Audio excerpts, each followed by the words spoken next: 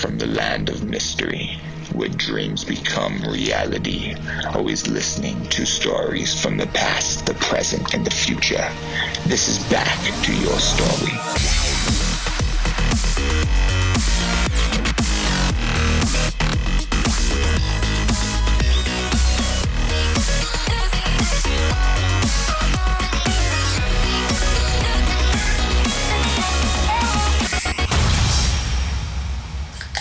I'm happy to be here. Thanks for having me, bro. No worries, man. Thank you so much for coming on. I remember just hitting you up, and you're just fucking totally down for it. And like I was just sharing with you, it's been really cool going through this experience, reaching out to, some really influential people in my life. I mean, I remember the first time even kind of connecting with you was over the Bitcoin stuff and cryptocurrency. Yeah. And you were just super chill. And we did that class, and it was just, it was a great experience. But most importantly, it was, just kind of the way that you treated me. We barely even fucking knew each other, and you were so open about it. It's a testament to your character. Yeah, thank you. Well, I mean, it's like all about your vibe, and I feel like we vibed really well, and there was nothing more to say than that. It was just the truth. Yeah, absolutely.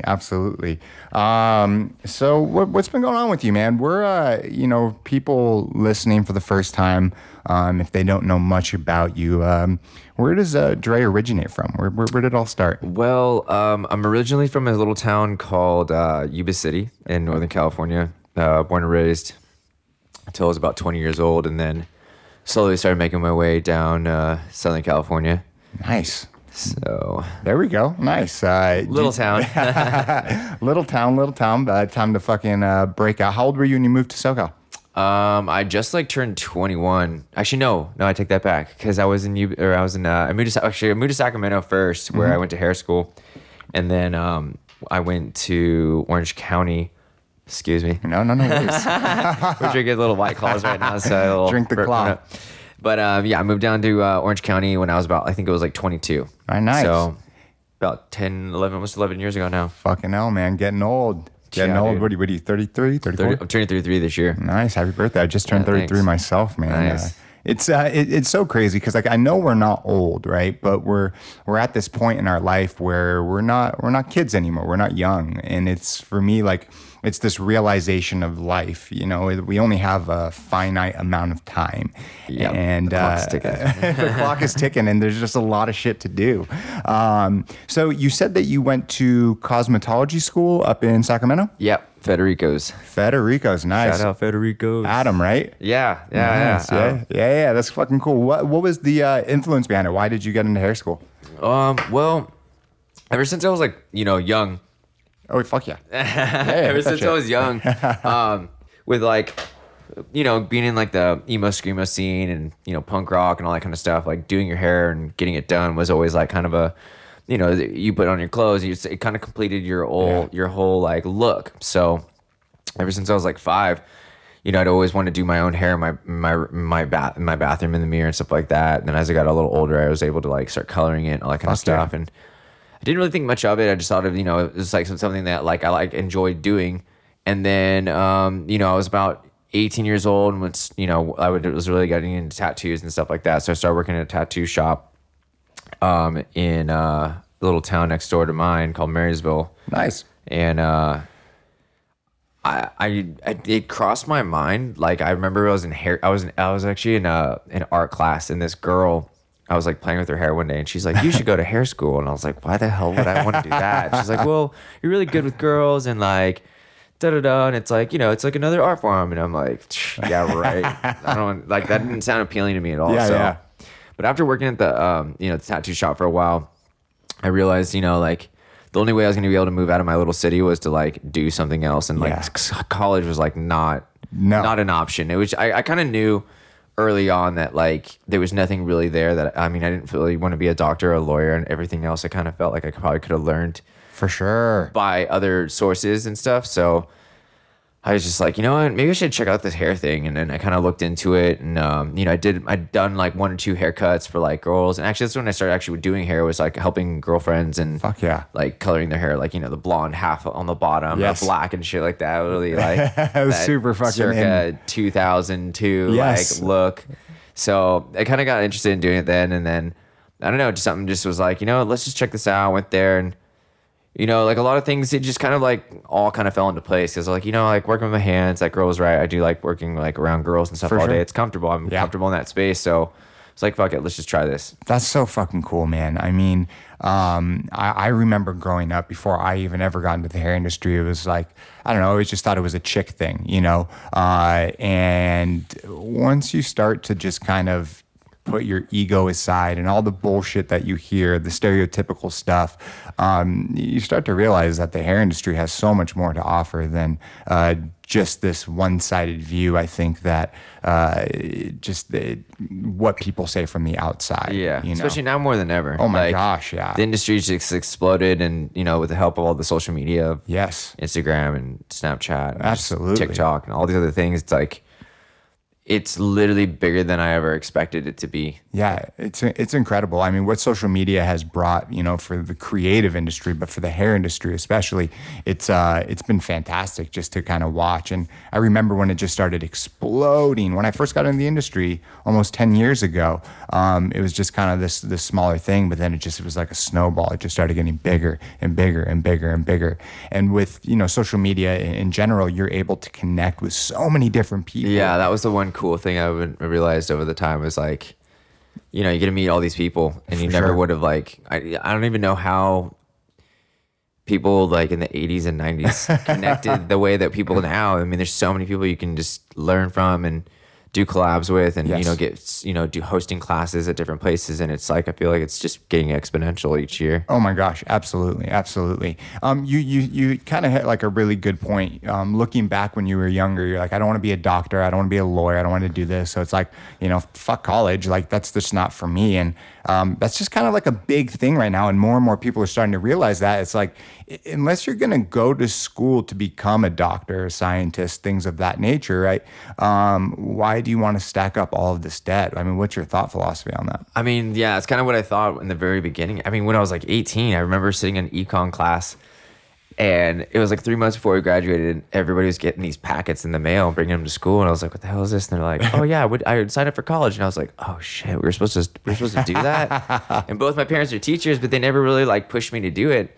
Yeah. And like, I don't know, I was just kind of always interested in just, other stuff. And I don't know, I think my parents knew I'd figure it out. And I saw like, I kind of, I had an older brother, and I saw that he was going to school, and he kind of didn't really know what he wanted to do. And I was like, I'm like so young. I mean, you could even be like in your mid 20s now, and literally not like spend from the day you graduate to 25, 7 years, and not literally do anything, and still start at 25, and you could still figure it out. Where Absolutely. It's never really too late. And, No. that's why I like going to college and stuff like that. Not to knock anybody that's like on that path, but sure. there's just so many ways to learn stuff now. And it's so much quicker too when you find a mentor or someone that you can really just engage with and like learn their day to day and how they work, and how, and especially like actually one of my clients, he's actually really good social media marketing like guru. He's like top guy in Forbes in like 2017, but he always said like, why would you go to like a college to learn how to do social media and advertising from like a professor? Yes. If they don't know how to work like Instagram or Facebook, or they don't, you know what I mean? Like they're not actually doing it when you, and then it's like, you could just go, to someone like, you could go to his class or buy his class for like $1,000. And, you look at his Instagram, you're like, okay, he's got 3 million followers. He's selling millions of dollars of like content. So maybe this guy knows what he's doing, rather than opening a book and trying to like figure it out from somebody who has not really done it. Absolutely. Finding that mentor, finding someone that can,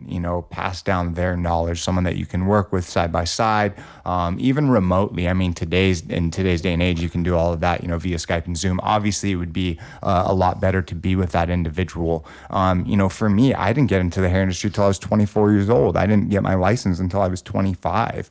And this industry has brought me so much. It's what connected us. podcast. It's what's connected me with so many other people, and it's changed my entire life. And I get to see all the people in front of me too, their lives changing. And it's this industry that, can take you down so many different rabbit holes, which is awesome. Looking back at your life when you were younger, did your parents, because you said your parents didn't push you to go to college, that really wasn't a big thing in your family, especially with them both being teachers? I know, it still kind of puzzled me. Yeah.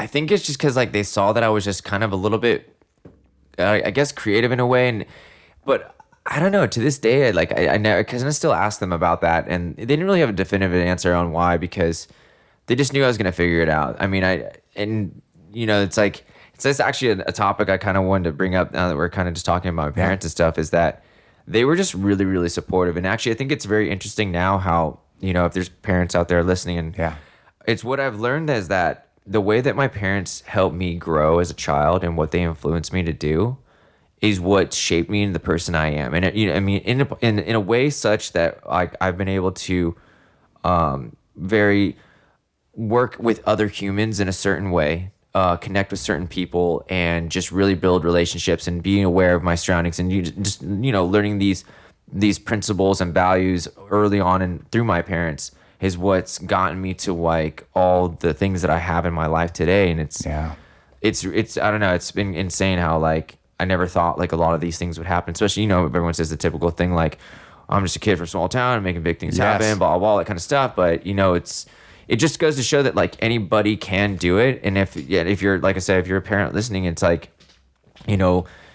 having your kids be involved in a lot of different things, finding out what they like and what they don't like. Because I did so many things as a kid growing up. I mean, from I remember my first job was actually being a soccer referee when I was 13 or 14 years old. There we go.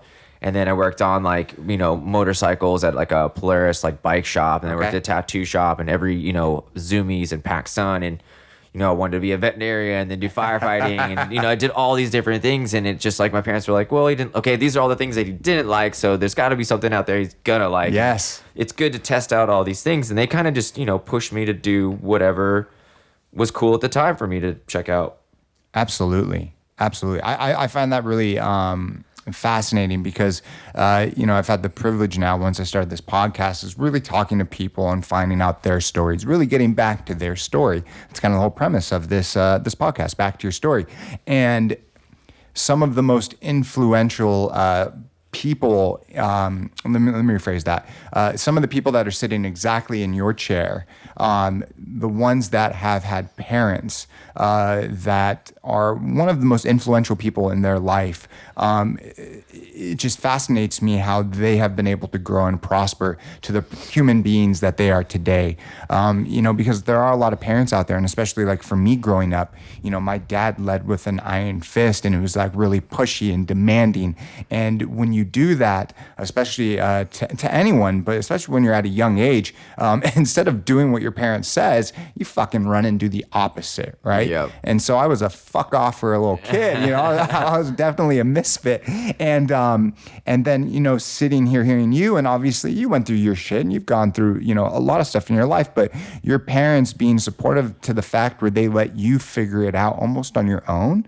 But at the same time, still guiding you. At least that's what it sounds like. Yeah. It definitely shows today who you are, almost 33 years old, and at the point that you are in your life, and to be able to hit these goals and succeed as an individual, an entrepreneur. Above all, it's fucking remarkable, man. Thank you. Yeah, shout out to the folks, man. Yeah, it's definitely came down to them. I call them every day now. And it took a long time too, because I know as I was younger, there are, kind of like bumpers in a bowling alley. And when you're younger, the bowling alley isn't so wide. And as you get older and older, they get you, and then after a while, you kind of realize, especially when you get older enough and you kind of look back and you're like, wow, they were just making sure I didn't hit gutter balls. Exactly. And that's, I love that. I was damn. And that's why I actually talk to my parents every single day now. And my patience with them has changed a lot, because I know as a kid I was a little asshole. It was just of course, always trying to just get really frustrated with them, trying to tell me what to do, this and that.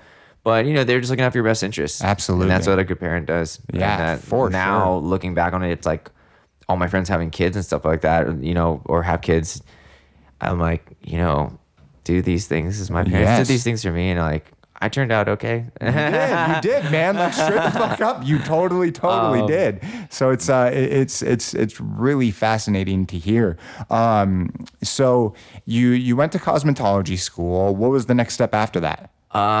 So I finished, and then I worked in Sacramento for like 6 months, and then just quickly realized there too. I was like, I've always been a quick to, if I don't like something, I'm like, it's time to pull the ripcord and get out, because the longer and long you wait, it's just harder to pull away. And it's just, you got to make that decision. You're like, if this doesn't feel right and it doesn't sit true in your heart, it's time to go. So I kind of had that feeling when I was in Sacramento, because there wasn't a lot of culture of the things that I liked. I felt like there was more to discover. And I was like, I had been down to LA a couple times, and I watched a lot of I guess reality TV shows and shit like that. So I was like, oh man, like Orange County seems cool. There's a lot of hot girls that hang out on the beach. And there's like, a lot of blondes and all this kind of stuff, and do their hair and all this stuff. So I was like, man, maybe we should go.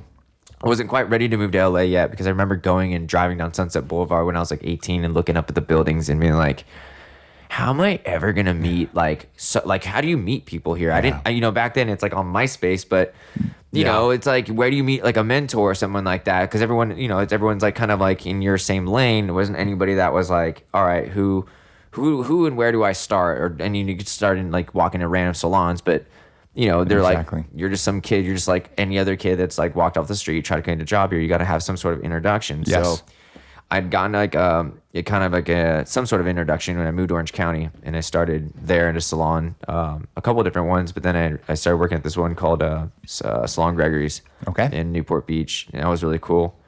Figured out some experience, worked there for like about a year, and then once again just kind of got this feeling of wanting more, and that's when I kind of geared up, and I'd met some relationships in LA, and I was like, all right, maybe I should try this city out. And then after going there, you just feel comfortable. Yes. It was really natural to go there. I mean, it's not for everyone, but it's definitely like good to like just experiment and just get your feet wet and so many different things, because the more, like I said, the more stuff you try, you figure out what you don't like, and then it helps you find that lane of the things that you do like. And if you try a lot of stuff quickly early on in life, you can start on that thing that you love way earlier. Absolutely. And put more time into it. And but everyone's got their different speeds. Everyone tries different things. I feel like I got like somewhat lucky to have like kind of figured out that what I really love to do was doing hair, kind of early on. But like I said, it was just like I tried a lot of different things. Yeah, man. Trial by error, man. Trial by fire. At the end of the day, man, you have to be able to. You have to be willing to try. You have to be willing to put yourself out there. Being open-minded to everything. Yes. That's actually an issue that I kind of have whenever I go back home. I kind of just look around and like, I have a lot of friends that moved away and did a lot of stuff, but that I see like a lot of people that I went to high school with, or just old friends, and it's like the thought process is like they're not necessarily open-minded to things, and I'm not sure if that's just the way that they are designed and whatnot, but it's like if you really want to do something or find your purpose and like really make a difference, and if that's like your true calling, or if you enjoy helping other people too, like it's really important to see both sides of the coin and be able to like really understand those things, because that's actually what's helped me get to a lot of things. I really try to stay adaptive and try to put myself in everyone else's shoes to understand what they're going through, what they need, and like how we can all improve together. Oh, for sure. Absolutely. We live in this culture now where it's like kind of like one way or the other. It's like black or white. And in life, that's not how things really are, man. You have to be open-minded. You do have to be able to see both sides of the coin, just like you said. You have to be able to adapt, and that allows you to grow and take these chances so that you can get to these next levels within your own life. Looking back when you were starting out, what was some of the like the best networking tactics that you used? Was it just going out to meetings? Was it hitting people up on fucking MySpace? Dude, honestly, I kind of like, that was the thing is, I remember like being in high school and stuff like that too, or even being young. I enjoyed being everyone's friend. You know, that was okay. There was like a values that my parents had taught me when I was a kid. It's treat everyone the way that you want to be treated. Boom. So I was like, okay, so if I treat everyone like they're a king or a queen, then I'll get that back. Fuck yes. That's not necessarily true with everything. No. But you will find people out there, friends, and that's where you kind of start figuring out who's in your top 8, if you will. You know, figuring out these people that are your friends, because, you know, sometimes everyone has friends, but they're not like, sometimes you don't realize that the friends that you may or may not have could be just the toxic ones. Yeah. And the ones that aren't going to be looking out for you, the ones that aren't going to push you to the next level. So kind of back to, sorry, I got a little off. No, it's fine.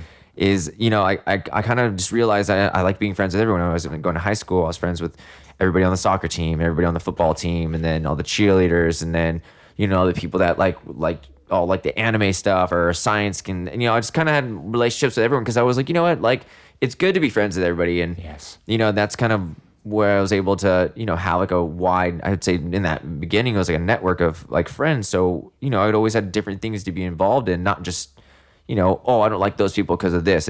And that's kind of like, you know, not saying it's not a very positive way to think. A better way to think is maybe like, what do I like about them? I don't like everything about them, but there's some common ground that maybe, you know, I can help them and they can help me and we can help each other. And that's, it's, you know, that's how a lot of, like, the biggest word that everyone in the hair industry knows about right now is collaboration. Yes. So it's, you know, whether you're a hair cutter or hair colorist and all that kind of stuff, it's like you're working together with the people. And I kind of had that mentality early on. But so yeah, when I moved out of Yuba City, where I grew up, you know, MySpace was like a big thing because, you know, everybody in MySpace, and, you know, I just randomly just was like, okay, that person's cool, and then start chatting them up, and, oh, that person's cool, and then, you know, I kind of was like, okay, well, I want to move down to Orange County and LA and stuff like that, so maybe I start adding some random people that live in those areas that are like, okay, that person looks pretty cool, let's see if they like the same things I do. And then, you know, that's kind of like the age of when you met people online, and I was like, all right, might as well take advantage of this, it's right in front of me. And then I actually met a handful of people through social media, like back then MySpace, and had a lot of friends that I met in LA and Orange County, and I would just be like, yo, like, I'm driving down in my car, I don't have money for a hotel, can I like sleep on your couch or your floor? So I met like a couple of random girls sometimes and a couple of random dudes, and, you know, built relationships, and, you know, we'd have a great time. I'd bring up some booze and we'd be like, yeah, I'm like, dude, thank you so much, you know, like, and, you know, I just brought positive vibes with me. It wasn't like anything, it was like more so like, and they knew they were helping me out. And I think, you know, I talked to some of them nowadays. I mean, that was like almost 14 years ago, but, you know, it kind of just grew from there. And then, you know, Facebook came out, and same thing. It's just, you kind of like look at the things that you enjoy to do and see how you can, the word network for sure, with other people. And, you know, it's like, what can you bring? And that was the thing, is I could be like, okay, I can bring this to the table. And then, you know, like, how can we work together? And then that's kind of how it just grew. Yeah, man. I love that. You know, really just being open-minded and reaching out to people. Because you don't get it. You don't get it if you don't ask. Absolutely. And what do you have to lose? Fuck yeah. That's exactly it, right? I was talking about this yesterday. Gary Vee wrote that book, Jab, Jab, Jab, you know, right hook or punch, or whatever the fuck it is, right? It's like, you know, give, and then ask. And, and to be able to just, you know, create these friendships, which then allowed you to then, you know, kind of piggyback off of that. That's how you networked. It wasn't like going to like these, you know, formal meetings and things like that. It was just to reaching out to people, party events, and then it just kind of grew to where you're at today. Well, a lot of steps, obviously, but and we'll definitely get to that. Growing up in a small city, growing up in a small town, did you always know that you wanted to get the fuck out? I think eventually, yeah, because like I remember, and that was the thing too, is like I think I learned early on. I remember just growing up and thinking like, you know, this world's big. You watch it on TV, and that's kind of what influenced me a lot, was dreaming and learning how to dream and watching movies and watching the reality shows and be like, okay, that those people live there and they have that life. Like their parents had to get there somehow. So I'm like, well, I could be a parent one day and I gotta go there. You know what I mean? So it's like, it wasn't obtainable. It wasn't necessarily unattainable, and you know, it was kind of weird because I you know, everyone thinks, oh, I'm from a small town, I can't do big things, or I don't know the right people, this or that. But I'm like, you just got to try, you know. And I, you know, even the first time I ever came down to LA before I met a lot of people, I slept in my car for like 2 weeks just because it was just convenient. It was free, and I didn't really know anybody yet. And I was, you know, I was going to like different rock shows, and I mean, I kind of am like a lone wolf, so I could go to a show by myself and feel completely comfortable, and just like, you know, you hey, mister, some booze, and you get drunk, and you just kind of like let things loose, and you know, just start networking, just talking to people, and spark up conversations, and you know, either you vibe with some people or you don't, and then it's just like whatever, and then there's 3,000 people at the show. It's like you're gonna make friends with somebody. Absolutely. And that was the thing too. Like even going to raves when I was like, you know, 19, 20 years old in San Francisco, I'd go with one other buddy, and there'd be times that we'd look at each other and be like, man, like, let's just like go by ourselves, and I'll meet back here in 3 hours. And we're like, all right, cool. Fuck yeah. And you just go around and you're like bouncing around. And I think if you were like showing that you were like independent and had a good time, you kind of just created this weird energy to people like gravitating towards you, especially if you're just like in your element and you're dancing. And, you know, it was just kind of cool to be able to do that.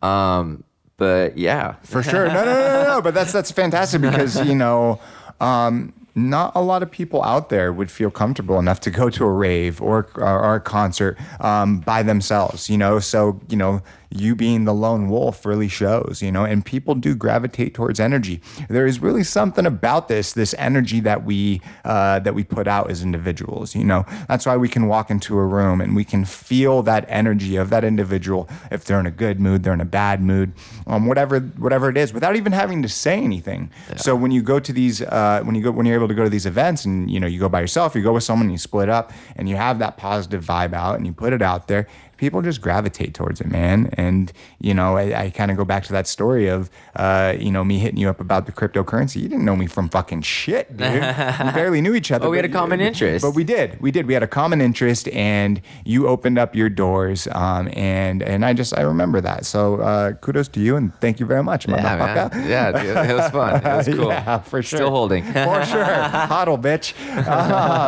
So you left Salon Gregory, right? Yeah. And then you came down to Los Angeles. Now, do you remember the moment when you actually moved to LA? Like what that felt like? Was it like, fuck yes, I made it? Or? It was honestly a trip because I remember like I'd met this dude. Cause I gotten a job at a retail store before I started working at that salon. Well, I worked at both spots at the same time.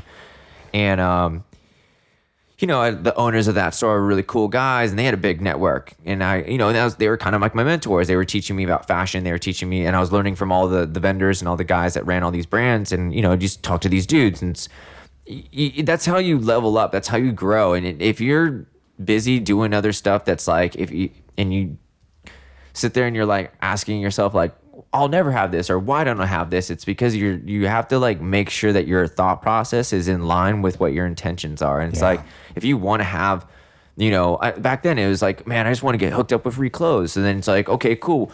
Make friends with the managers or the vendors of these guys coming in and bring all the clothes. And they're like, okay. And then, you know, the owners of our shop would be like, you know, what do you think we should buy? And I'm like, dude, we got to buy that. We got to buy this. Like, that's sick. And then these guys are like, wow, these kids like have some good taste. And, you know, built relationships with the owners. And, you know, then they're like, oh yeah, hey Dre, we know this dude in LA named Jerry. He owns his salon, and you know, you do hair too. And he's like, he could probably, you guys should meet somehow. And I was like, that'd be dope. So I hit him up on Facebook, and I was like, yo, like, I'd love to come check out your shop. And it was this shop called Barracuda on Melrose. Like Melrose and Fairfax, and I drove up there. Like I forgot, it was like one day I drove up there, met the dude for like 30 minutes, and you know, I felt like I was just really like always hungry, and I'd already kind of felt like I'd just finished up what I had to do in Orange County. There wasn't really much left for me to do. Once again, I was still searching for more creative people and fashion and stuff like that, and just, you know, Orange County was fun and I learned a lot there, but I just felt like it was kind of holding me back from figuring out what else could be out there in the world. Fuck yeah. I met this dude, and, you know, within 30 minutes, he's like, all right, come back every Wednesday, Friday, and Mondays. And I'm like, all right, cool. Holy shit. So then I would start driving back and forth, and that was, dude, I was like an hour and a half, depending on the time of the day, from from Orange County, and it's like I was driving this beat up Honda Civic that I'd driven for like I had it for like 7 or 8 years, but I was just it was the same thing. I'm like, man, I hope my car doesn't fall apart, this that. Yeah. But I just had to do it. I woke up early and I knew I was onto something big because I was like traveling from Orange County to LA 3 nights a week or 3 days a week and spending 10 hours there and then driving home and getting home at like 10 o'clock. And, I was just pushing it, and I was making like dog shit. I was making like $30 a day, but I didn't care because I knew that when I was working for my boss and washing out all of his clients, I'm like, that guy's that DJ, that guy's, owns this, that guy, like they're all dope people. And I'm like, these are the type of people that I want to like work on. These are the type of people I know I need to learn from. But then, I did that for like 6 months. And then one day he's like, dude, we're moving into this house in the hills with like 6 people. Do you want to be the 6th? What and I was the fuck? Sure. Like, how much is rent? Rent was like, I think like 30% more than what I was paying. And I was already, I was like, damn, I don't know how I'm going to afford this.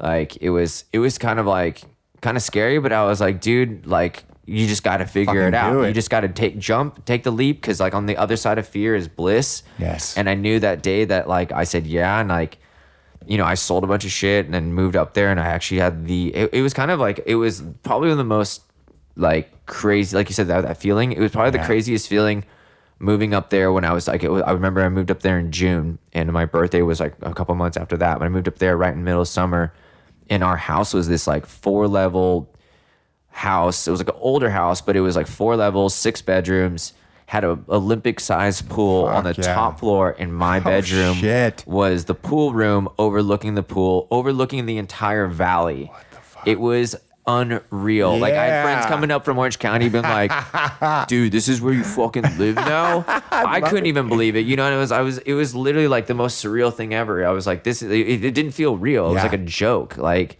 I'd wake up and I had these 2 like huge sliding glass windows that opened up to the pool, and I would just wake up every morning, dive in the pool, and then be like, all right, well, guess I'll go to work now. And that feeling of the first couple of times was like when the route that I would take would go down like, cause it was off Barham, like near Universal Studios.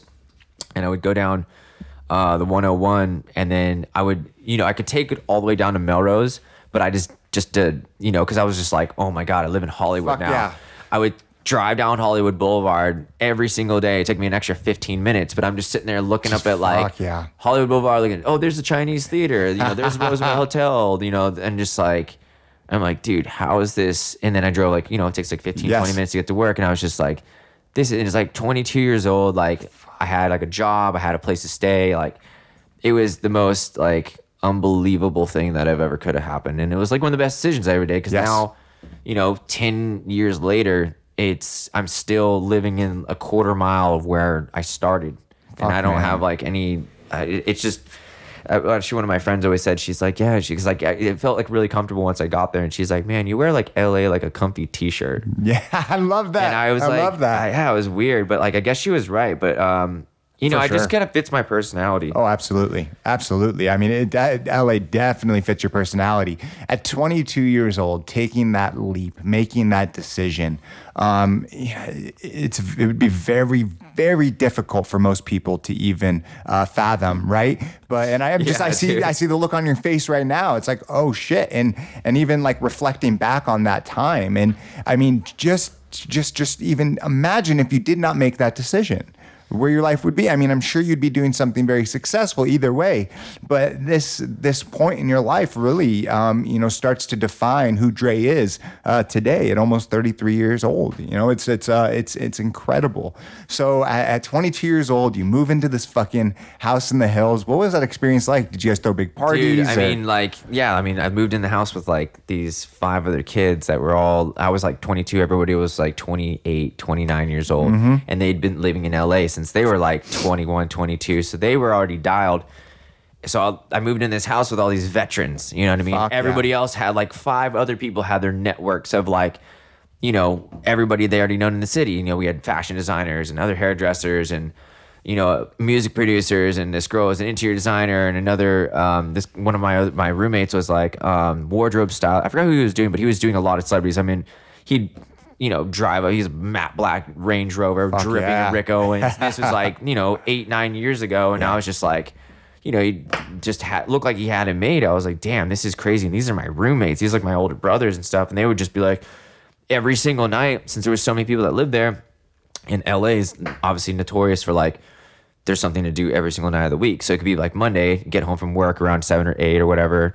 There's 4 people in the kitchen, like pre-drinking. Oh yeah, we're gonna go to this art show. We're gonna go to this store opening. Oh, my friend's doing this thing, or my friend's doing this thing at this bar. So it's like every single night, there was anywhere between 5 and 10 people always congregating at our house. And then the weekend would come, and we'd set up DJ decks next to this pool, and cool DJ would come over because we had the sickest pool, and my friends had such a huge network of people. So like, it just never stopped. And I mean, and that was like kind of like another thing I realized, is you meet a lot of people in that party world. And like, I mean, that's not for everyone, but I would say that's kind of what escalated me very quickly to the network of people that I met, because whether you party or not, everyone goes to a party at a certain time. Yeah. And I enjoyed, that whole flashy, like, like, it was like a production. You go to a nightclub, you walk in, it's like you go to this person's table and there's all these girls there, and it was just the lights and music and all this stuff going on, and it was like a movie. For sure. And it was just like almost addicting to do that all the time, because you're like, wow, this is just such a like fabulous, like unbelievable life. This is the shit you see in the movies, but it's like happening down the street every single night of the week. So I'm like 22. I'm like, what else would I be doing? You know what I mean? So, no, it's just so fucking cool, man. I mean, that was a trip, dude. It still blows my mind. Like, actually, it's funny that we're talking about this, because I'm like thinking back all these nights, and just like, and that's the thing, was like we had so many people at the house that we'd party all the time. But in that time period, I was able to meet hundreds and hundreds of people. I mean, like now, even when I look at my Instagram, I look at it and I see like, there's, sometimes I'll get between like 12 and 1,500 people viewing my story. Yeah. And I look back and I'll scroll through and I'm like, dude, I know like 60 or 70% of the people in this. Shit. I've met them at one point or another in another country. I've worked with them. We've, had a heart-to-heart one night in Paris or something like that, but they're, we still talk and this and that. And it's like really crazy to see like these physical connections I've made with these people over like the last 10 years all around the world. And that's what's built such a foundation into, and that's the thing too, even with my career, like there's a lot of people that be like, hey, I sent my friend to you, and I don't even do that person's hair. They're like, oh yeah. Then they would just tell their friend, oh yeah, Dre does my hair. Like they're like, yeah, like they would just love to say that they did. Of course. And then, they get all these recommendations. And now it's like, I've built that network where people just kind of like, are like, oh yeah, my friend said to come to you. And like, I cut their hair like one time, like 6 years ago. And then, most people just want to, that's the thing too, is like in the hair industry, people don't necessarily want to cheat on their person they've been going to for 5 years. Yeah. Until that person is unavailable or something like that. Absolutely. So, absolutely. But it's all good. But it's just funny how those people always like recommended me and just like kind of always thought of me to do that. And it's like, it's building those friendship relationships, because especially now building a career or building a clientele, it's a lot different. And I actually had a conversation with one of the hairdressers, because back in the day when I first worked at that moto shop, it was, before Instagram. Instagram wasn't popping. You didn't really take pictures and put them up on your MySpace or your Facebook or anything like that. Like maybe ever so often, but other than that, you'd meet clients at events. You meet people in physical form. Yeah. Or you'd walk up and down Melrose and try to spark up a conversation, like with retail experience, icebreakers. People come in your store and you're like, dude, cool shirt, blah, blah, blah. An elevator pitch, right? Yeah. So you'd see people walking up and down Melrose, and that guy looks pretty cool. Let me cut his hair. And you have a thing already, but so you just kind of have to persuade them to come in the door and cut their hair. All do for free. Such a different atmosphere. I remember even just starting out as an assistant, and we had to bring in models every single Wednesday. And at first I'm like, what the fuck? I don't even live out here. Like Studio City is 30 minutes, 40 minutes away from me. How the fuck am I going to do this, right? And Instagram was like just starting to take off, but like I could barely fucking do hair at that point. And they're like, just go talk to people. And I'm like, all right, fuck it. And so that's exactly what I did. I walked up and down. I'll do your hair for free. And then it allowed me to really build a clientele and do all of that. But now it's so different. Looking at how it was back in the day to now, someone starting out, what would you say to them? Like, what's the best way to do it? I think think, I mean, learning back to basics is always good. I mean, it definitely, because that's the other thing too. Actually, I had a conversation with one of the hairstylists at where I work now. And the dynamic now is a lot of people are meeting off the internet. Yes. They're meeting off Instagram. You can build, I mean, if you could build a big Instagram following, and just from that, you could be like, okay, come and see me. But what their people are missing now is they're not learning the social skills of like an actual conversation with somebody at Trader Joe's. So when that person comes in and they meet them for the first time, not every time, but I've just seen it, in the last few years, is that their social skills aren't quite up to par, where that person might not come back. Exactly. They haven't honed in on having that communication, because if you're an introvert as a hairstylist, good luck. It's really hard. It's fucking tough, man. Unless like you're so damn good that you're like, that's what your shtick is, then you got to be able, because if you're going to work on somebody for an hour, 2 hours, or 3 hours for a color correction or something, like if your conversation is boring and that person's just like, you don't have anything to say, that energy, man, you're not going to be able to like retain that person. They want to go, like, I have a lot of clients that, I'd say about 50% of my clients come in just to like talk, hang out, and like get feedback off of like, either people are like, so what's going on in Dre's world these days? Yes. Or like, like a lot of them will help me. And then like the other day, actually I had this dude, he was like, he always gives me insight on like, cause he's a really, really successful guy. And he always gives me insight on how to grow my business and do this and try that. Nice. And then the first time I was able to help him, he's like, dude, so like, I gotta ask you some stuff about your girlfriend. He's like, cause I'm having issues with my girlfriend. And it was like the first time in like 7 or 8 years where he asked me, cause he'd seen my relationship, kind of how things were going down the last couple of years. And he's like, what should I do? And I was like, wow, I got some feedback for you now. Yeah. So it was kind of cool, but just being able to have those conversations with your clients, cause otherwise you gotta be a Picasso behind the chair, which I mean, everyone's very talented, but I mean, especially now since Instagram has shed light on those who are the cream of the crop. Yeah. There's, handfuls of people that there's a lot of the industry that looks at them as the trendsetters, as ones that are creating these new like techniques and new styles and all these things that like, if you're striving to be that person, you got a long way to go, because now we've seen all of them. It's like, to start in the hair industry, no offense to anybody who's in hair school right now and that's listening to this, but if you're starting in the hair industry right now and you're not like to get up to 200,000 followers or 300,000 followers, to get sponsored, to create all these things, that boat's kind of missed. It's possible, of course, but it is way, way harder. If you want a little tip, start on TikTok. There we go. There we go. Because that's the only thing, but still, that's only going to, that's going to get you, social media famous and this and that, but that doesn't mean it's going to put you clients in the chair. No, and those social skills, man, it's so important. Real quick about TikTok, I remember I was doing this chick's hair for a photo shoot like 3 years ago, maybe 2 years ago. And she was telling me, she goes, you got to get on TikTok.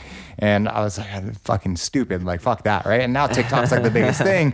And it's just so funny, right? To hear the evolution of it. But getting to the point, it is the social skills, right? You can be fucking awesome online, right? You can be awesome, right? But once that person sits in your chair, that whole dynamic changes and people feel your energy, because they're not just with you for a minute or two. You are there an hour, 2 hours, 3 hours, depending on what you're doing. And so you have to be able to have those social skills. And if you don't, you got to practice. And, that's a whole nother conversation. But to kind of get back to the story, you went through that house. How long were you living there for? I only actually lived there for like a year. Okay. And then, had a little bit of a falling out with my boss at the time. Okay. But I mean, we're all good now. Actually, I ran into him when I was in Bali about a month ago. Fucking Bali, man. Yeah, it was so random. He was living out there for a while, so we ended up reconnecting, and everything's all good. It's under the bridge now. But yeah, I lived there for about a year, and I was going through these transitions because, like, once again, I was like trying to grow and figuring out more things. And, I think at the time, what we were doing that was really popular, and which he kind of kind of got me into it was we did these things called pop-ups, Okay. like pop-up salons. And this was 10 years ago when there was no MySpace, or there was no Instagram, there was nothing, like Facebook was like only been out for a couple of years. And we would go to locations and we would do hair, and not just like, I don't know, not just like random locations. I mean, we were going to like Vegas for this clothing trade shows called Project and Agenda, Capsule, and Liberty, and all these huge trade shows where there's like literally like 1,000 vendors, like everything from John Varvatos to Guess to all the streetwear brands you could ever imagine. They all set up their booths, and then there's me and 2 other dudes and a girl, Barracuda Hair, in front of thousands of people, thousands of vendors, so we were just like sitting there I was doing like, 15, 20 haircuts a day. And, just busting through them real quick. And it's like, oh, you work for John Varvatos? Yeah. They're like, yeah, cool. Come by the booth. I'll give you a shirt. And then you just go, this dude, oh yeah, cool. Come by. We'll, hook you up with some clothes. And you'd walk out there and I'm like, dude, I spent spent a weekend there, and I met like 50, 60 people, got a bunch of clothes, and I was like, wow, this is insane. Like, fuck yes. So we would do these clothing ones. We also did some in LA called ASR, Agenda. And then, because of the party thing and music and all that kind of stuff, we would go out to Ultra Music Festival in Miami. This is back in like 2011, the first time we did it. I was there. Dude, my boss rented this house on one of the islands. We spent like 10 grand. Red Bull helped sponsor it. Scion Cars sponsored it. In it was a gifting suite for all the DJs. Shut the fuck up. Smart. So we had like Diplo, Skrillex, Rusko.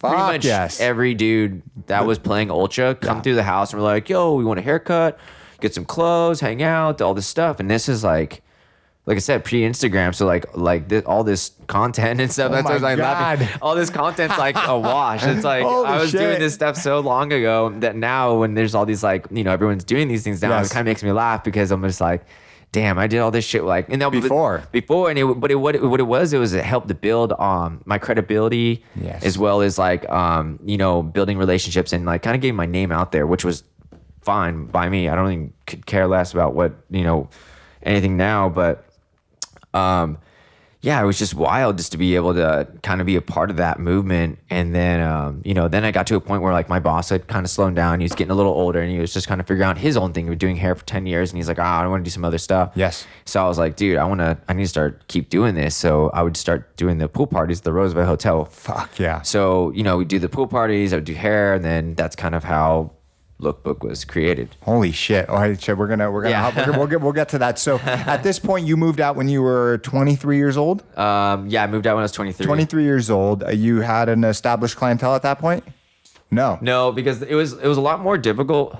Because let me see, I started working at another spot because it was still tough because I never worked at a spot that I never worked at a Floyd's or a Rudy's or anything like that where literally any. There'd be a line of dudes waiting to come, and I didn't ever want to work at a spot like that. And I kind of this is back in hair school, is another reason why I wanted to do hair, because I was always like, damn, I know a shit ton of people. Yeah. And I know a shit ton of people would trust me to cut their hair.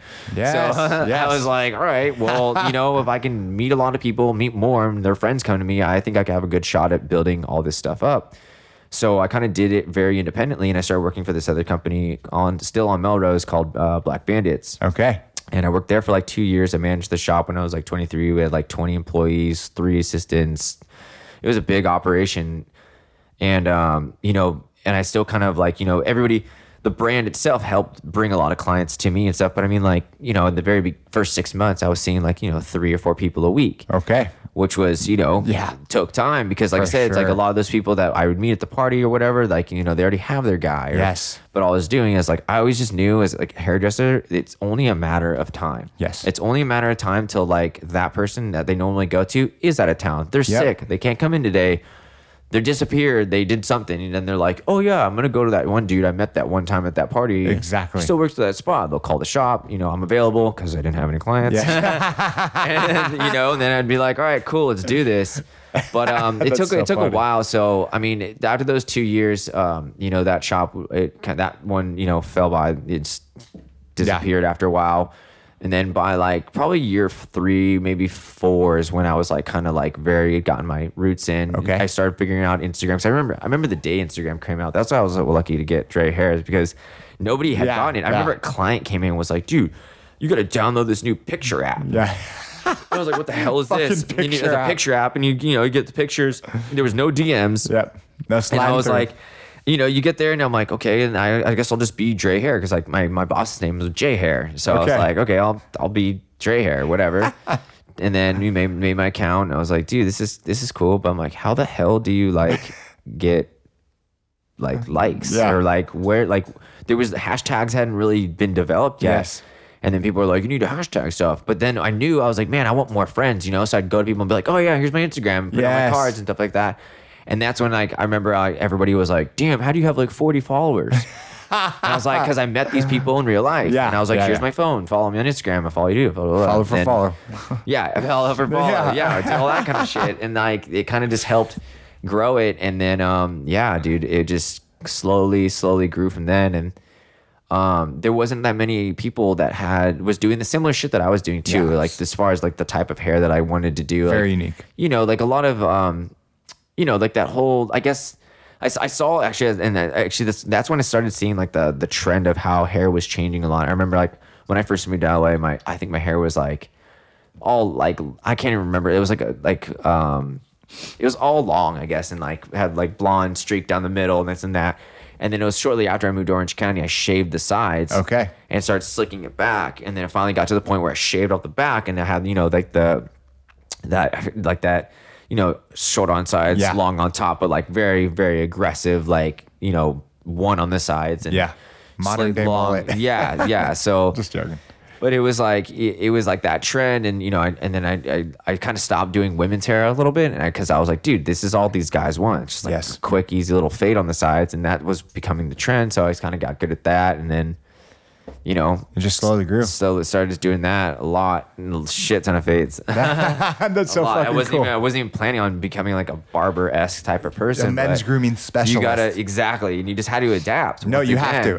Absolutely. And so you left that house. Did you go and you left the salon? Where did you go after that? Well, that's when I went to Black Bandits. Okay, that was okay. Black Bandits afterward, and then I was living at this place on Sunset in Las Palmas. Was that did you moved into a place by yourself? Or I moved in with a friend for like 6 months, and then that house got broken into like 3 times in 6 months. So I was like, called the landlord one night, and I was like, dude, we're moving out. Like, what the fuck? It's Hollywood, 3 bro. times? 3 times in 6 months. It was insane. The last time it was pretty devastating what happened. What the fuck happened? Well, is this art? No, I'm just kidding. No, but dude, some guy broke in, was like butt naked, and basically tried to take advantage of my roommate, who was a female. Shut the fuck up. And I was across the street. I was actually coming home from a club with another friend, and we're like all drunk and just like standing there. I was like looking up at the sky, and I was like, wow, there's a ghetto bird up there.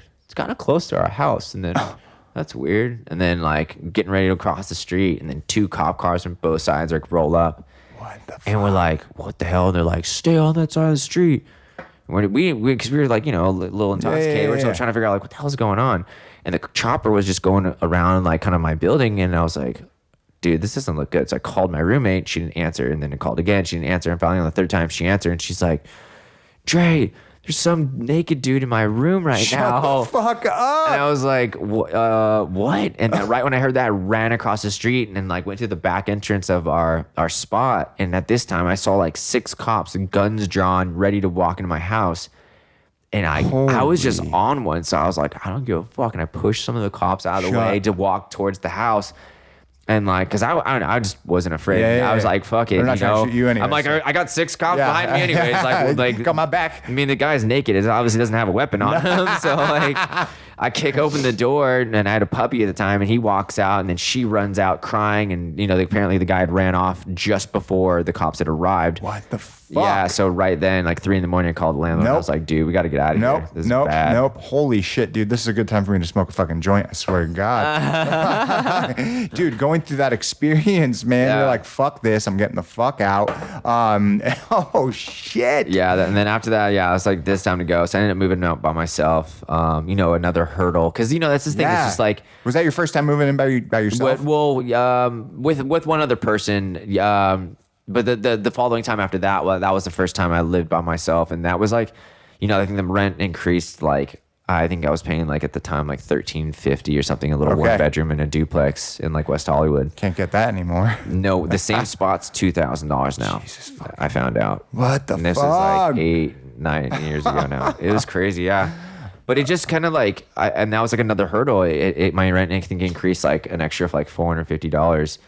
And I was like, damn, how am I going to make this work? Once again. It's like you just got to take that leap. And I mean, yeah, I was eating fucking ramen and peanut butter and jelly sandwiches for a while, but it was like the risk I was willing to take to like, because I just knew I needed to work harder. That's actually one of the sayings that another friend of mine and I kind of came up with, is that you should never tell yourself that you can't afford something. It just means that you got to hustle that much harder to obtain it. Fuck yeah. And that's kind of what I did. I was just like, yeah, this is like kind of out of my price range, but I'm like, dude, like if I'm going to be successful and get more clients and, figure out other ways to make money and, do all this, just like anybody else who's ever moved to LA, thank you, sir. You're welcome. Anybody that's moved to LA to make it happen, like, that's what you just have to do. And it's like, it kind of like puts that fire under your ass that like it's either you sink or swim. Yeah.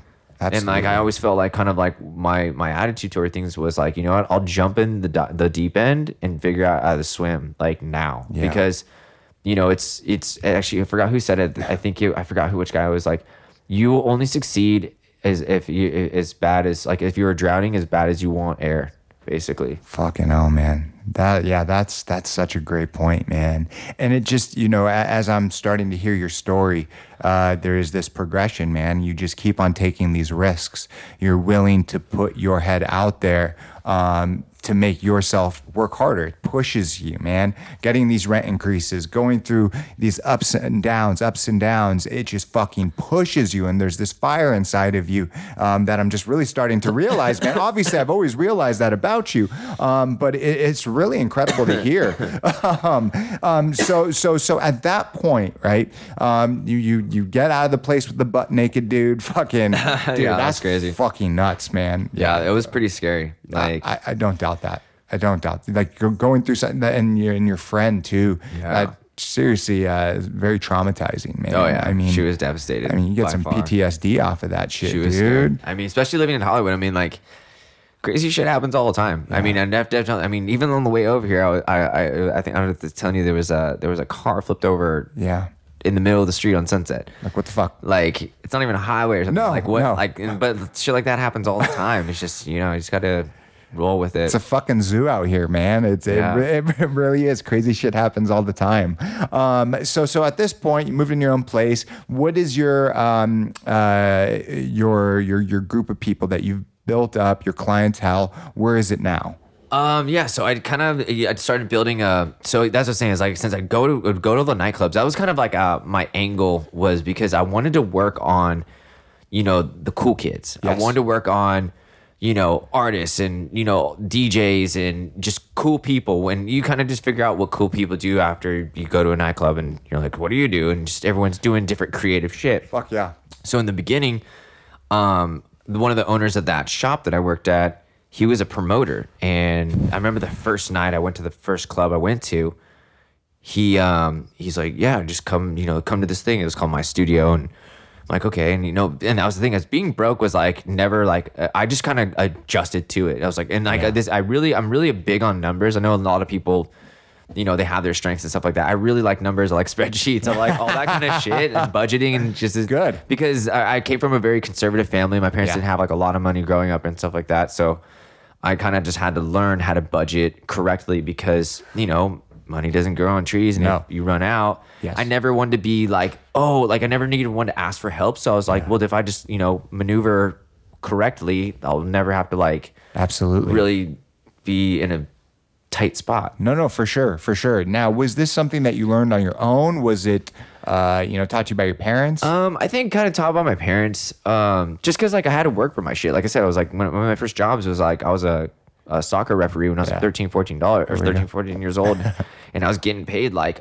$8 a game for like an hour, like and then get your check, and you're like, okay, I made $40 in 2 weeks, and like I was never like the kid that wanted to go blow it on like the next cool shit or whatever, because I just didn't really care about that kind of stuff. Yeah. I mean, I like cool, nice things, but you know, I was gonna always want to invest in stuff that like was like really important, like not just, you know, I just didn't want to buy dumb stuff because you know, and also I learned vicariously through other people. Like that's that's actually what Warren Buffett says. Like, you know, you can learn from other people's mistakes, or you can learn from your mistakes, or learn by other people's mistakes. It's like if you find somebody, if you watch like, okay, if all these things happened, let's not do the same shit that they're doing. Let's cut all that time out. Exactly. You know, and that was like a huge thing that I kind of just realized. I realized a lot of these things early on in my life, just kind of just how my parents and, you know, a lot of places I worked at, a lot of like mentors and bosses, like working at like the motorcycle shop and the tattoo shop. Each of these dudes had a specific way about running their businesses, which when I was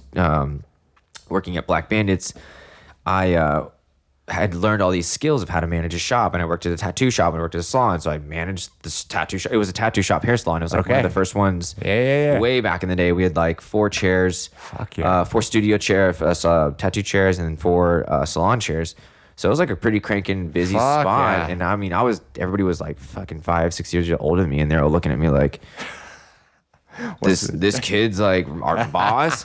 I'm like, well, I'm the only one who can write a schedule and actually bring the till and all this shit. You know, of course. I mean? Like, you guys are nuts. Like, they didn't know how to handle that shit. Man. So I don't know, what was the question? I kind of got off topic. I'm really bad at that. No. I'm really bad at that. I hope you guys are following all tight. You're gonna have to make some notes or something. Hey man, no, it's all good. I keep on bringing you back. We're all good. This is fantastic. We were just talking about numbers and you know, where you were able to hone in on those skills. And then the clienteling thing. So going on the nightclubs and stuff, I saw this dude. He invited me to come out to the club one night, and I'm good to go. Me too. He was like, it was like, I remember I was like, because that was back in the day when they had taxis. There wasn't even Uber. Yeah, no fucking Uber. So like you got to call a taxi and you wait inside. Like, and I was always like, man, I hope this dude shows up, you know? I know.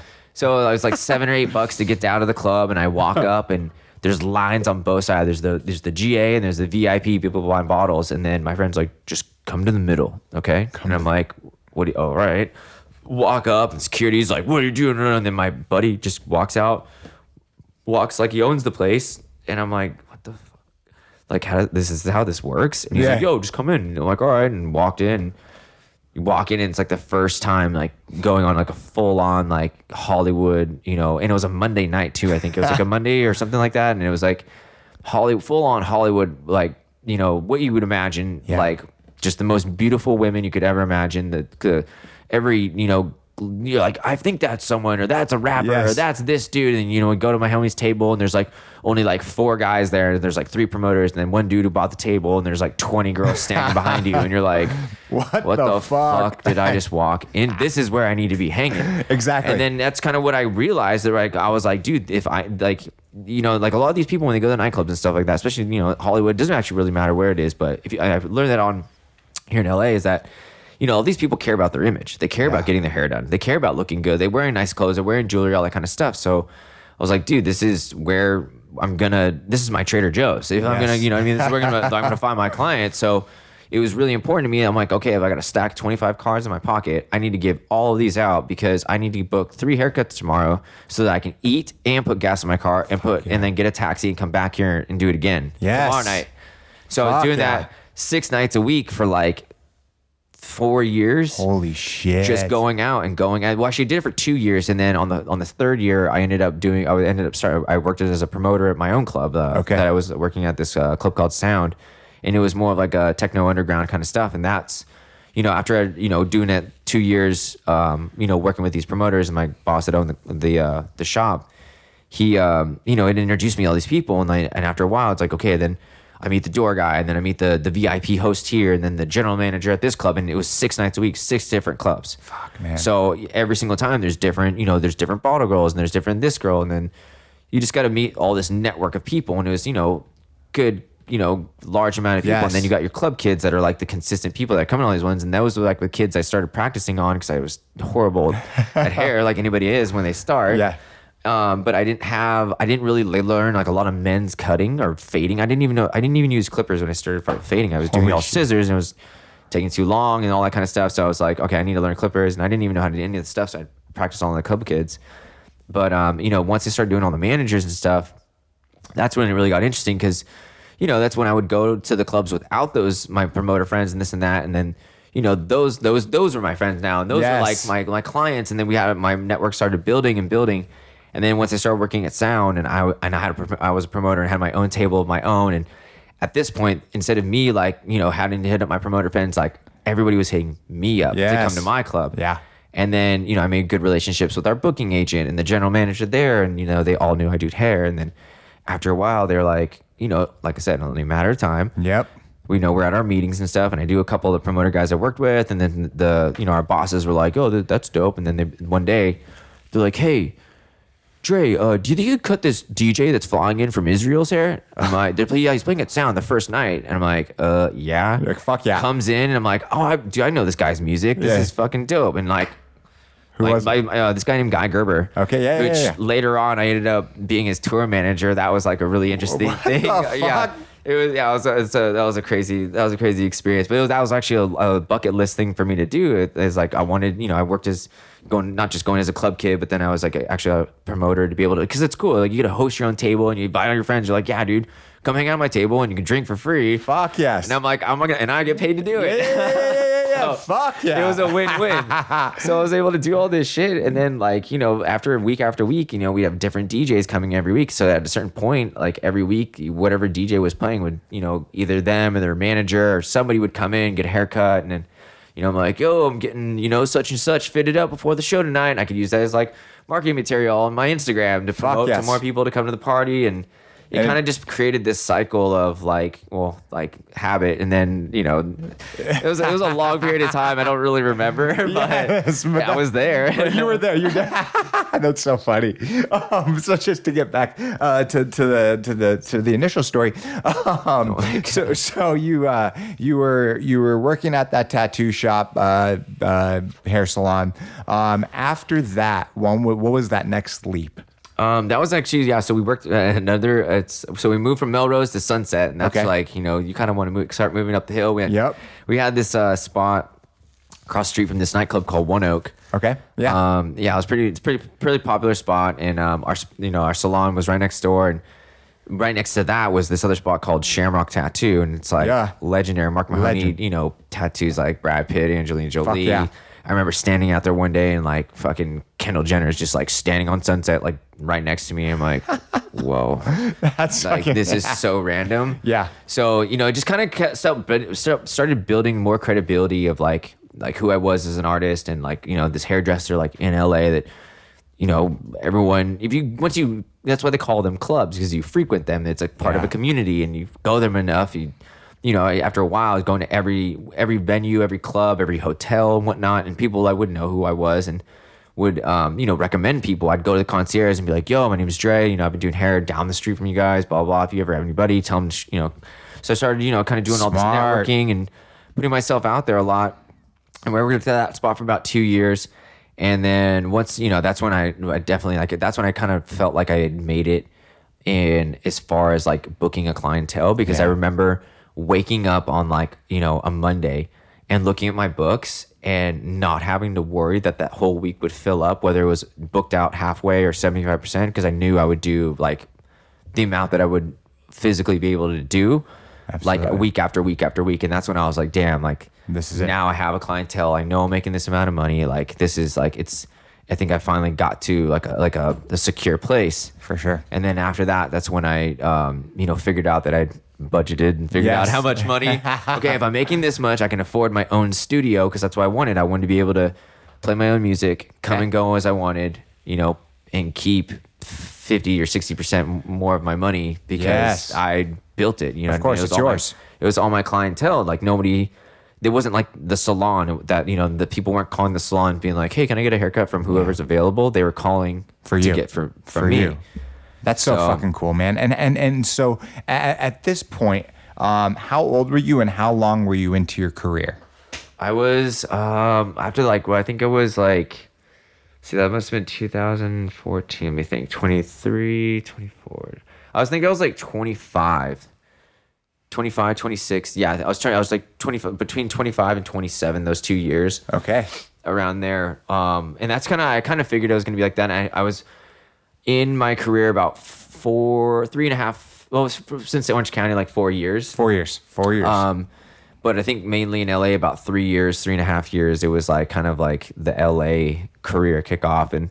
But I mean, I just kind of always knew it's just an instinctual feeling. That's why I have a couple assistants now that I kind of just tell a little bit about this story and about to them, like, you may see my life now. Yeah. After being in this injury for almost 11 years, and I have, the clients that I have, and I literally, flew to New York a couple of weeks ago to go see a client for like 24 hours to do his hair, come back. And, it's that didn't really just happen overnight. And I'm like trying to say, like, you need to trust the process. It took me like 4 or 5 years to get to a strong, clientele where I could afford all the things, and then once again move into a more expensive house and live down the street and all this kind of stuff. And it takes time. It does. But you just can't feel like you need to rush it, and you can't feel like you got to get there's 10 levels. There's no way you can learn 1 and 2 and then be like, I'm there. Here you go. Hey, it's like, it's like playing Zelda. You don't just get,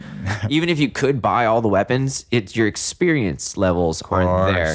Absolutely. So it's so fucking true, man. But the hardest thing for anyone starting out in a new career is it's hard to see the light at the end of the tunnel. But it is the individuals that put their head down, put the nose to the fucking grindstone, and put that hard work in. Yeah. That it will pay off. You just have to stick with it. But so many people give up. So many people think that they are owed something. So many people think looking at you, and they're like, oh, well, fucking Dre's there, right? Like, why can't I be? Well, what the fuck? Like, if you're listening to this story, there's a lot of steps that have gotten you to this spot where your career is about to fucking explode. And then there comes the evolution of Kraft, right? Yeah. How did that start? One, how did you come up with the fucking name? and just how did that start? Okay, so so I just figured out that I was able to afford having that studio. I mean, the studio was like, I think it was like $400 and something bucks a week. Okay. And and also too, I was kind of bad at raising my prices on a continual basis. So I think I raised it like 30% each time in the last like 4 or 5 years to kind of catch up with, the economics, the amount of clients I'm taking, how many clients I want to take, and the type of people I'm taking. So, if you're looking for a quick haircut, I'm not your dude. You know what I mean? Like, I'm coming in there, we're talking about this, I'm putting expertise and world-class knowledge into this stuff. So when I figured all those things out with the money and stuff, whatever, moving into the spot, I didn't know what I wanted to call it, because I wanted to not like call it Dre's Salon. Yes, yeah. I didn't, and I knew what I was gonna do with it was gonna be more than just doing, a salon that was people did hair at. I knew I was gonna want to create an event, because I was still like obviously doing parties and stuff like that. I hadn't quite done something very like hair driven quite yet. And then, like I thought of the name, just something that was kind of like a broad nature. I wanted it to be, you couldn't really identify what it was specifically. So, and then, obviously it's spelled the same way as the American corporation. Yep. But Kraft American cheese. Yeah, exactly. But it's, my dynamic is completely different. It's events and salon. It's like an agency, if you will. And I mean, it is what it is. So I used that, and then I changed obviously to the K, and then, it was born then. And I was working there by myself for a few months, and then got another chair in there and hired some other girls I'd worked with in the past, and did that for about 2 years. That shit. Yeah. And it was cool, because like, since I was only doing men's hair, like I was able to refer them all the girls that I was doing, or any girls that I knew, your girlfriends or your friends or whoever. It was great, because then everybody, even now, even to this day, people are like, "Hey, can you color my hair?" I'm like, "Well, I don't color, but I mean, I do, but it's not it's not something I'm like trying to push." Yeah. So now that I have 5 or 6 other people that are colorists at my salon, I can able to give them the clients, and that helps share the wealth and all that kind of stuff that keep it in house. And it's I'm really stoked about that. It's kind of cool thing. It's weird when you're like able to help feed people, the clientele and stuff like that. It's a beautiful thing, man. I mean, it really is, to be able to spread the wealth, share the wealth, to be able to pass along what you have to other individuals and to watch and see them grow. It's a fucking beautiful thing, man. I mean, education is, it's key. It's freaking key. And so now Kraft is born. You got 2 chairs in there. How old are you at this point? I was probably like 27. So I think 26, 20. Actually, I think I was like 27. Yeah. I was 27 because I worked in there for like 2, maybe 3 years. I don't know. These are all kind of like, I was like working on a bio and the other thing the other day, and I need to get these years kind of, but it's been a long time, and a lot of things have happened. So it's like kind of hard to keep up with when one started and one ended kind of a thing. But it was probably like around 27, 28, I think. And, I worked there. I had the spot for 2 years, and I had other friends in the industry, and I was like, on the days that I wasn't working and the days the other people weren't working in the other chair, I would keep filtering new people in. And then finally it got to a point where I was like, fuck, I need to like knock down the wall and add 2 more chairs. So I did. Fuck yeah. And then, I hired a couple more people, and that's like actually one of the hardest things too, is building a salon in Los Angeles. Yeah. And it wasn't, and that was the weird thing. It wasn't even my plan to do that. It's just, I honestly wanted more space. And it was cool to work around other people that were inspiring and doing different things than I was. But it wasn't my initial thought to like build a salon, and then eventually like where we are today, where we have like 10 or 11 people that work there, and a couple assistants, and having to educate and all that kind of stuff was, I don't know. It just happened. Everything feels like it happened so fast that like, I mean, it did take a long time, but like sometimes I wake up and I'm like, how did I get here? Yeah, man. I'm like, how did like what it's incredible, man. It's weird. No, it's a testament to your character, man. I mean, it is weird because you put in the work though, and then life goes by a blink of a fucking eye, and as we get older, everything gets quick. Yeah, everything, we get older, everything goes by quicker because you just have more responsibilities. Of course. Yeah. Like more responsibilities. It just, it just stacks up really, really fast. So then, you knock down the wall and all that shit. How, actually, let me take a step back, man. This is a question I did want to ask you. Going to Los Angeles at a young age, going through all of that, the fucking party, the parties, the people that you were around. Did you manage to, the girls, the women, did you have a girlfriend? Was that hard? Oh yeah. No, dude. See, that was the thing too. It's like being in the party world, like it was really hard, especially being a promoter and stuff like that. Yeah. Like you kind of just understand the program. And if you're coming to LA to like start a family and stuff like that, it's probably not the place. I know a lot of people between the age 30 and 40, and I'd say probably maybe 10 or 15% have kids, or some of them are married, but it's really, I wouldn't say it's hard to have a relationship, but it's definitely it's a little bit more challenging because you can go out 6 nights a week and meet 50 different girls and 50 different dudes. Yeah. That are different, that are all in different scenes. Yeah. Too. Cause like, that's the thing you got to remember. It's like, just because we're at this club on a Wednesday night doesn't mean the club that means that like the club we were at last night, there's another Wednesday night group of promoters and their friends and their girls, and you start to see how many layers there are in the city. I mean, there's like, I don't know, I can't even remember, like 3 or 4 million people that live in that concentration of kind of where I live. It's just a fucking cluster. So, you put that on top of all the people that are transient travelers coming from all over the world for work and for play, and then everyone in surrounding areas like Riverside, Orange County, Northern, wherever, San Diego, that drive in on the weekends. You meet a lot of people. So I wasn't really dating. I mean, I was dating here and there, but for like 7 years, I was pretty much single for the most part. I mean, nothing that I've dated longer than like 3 months and stuff like that, but.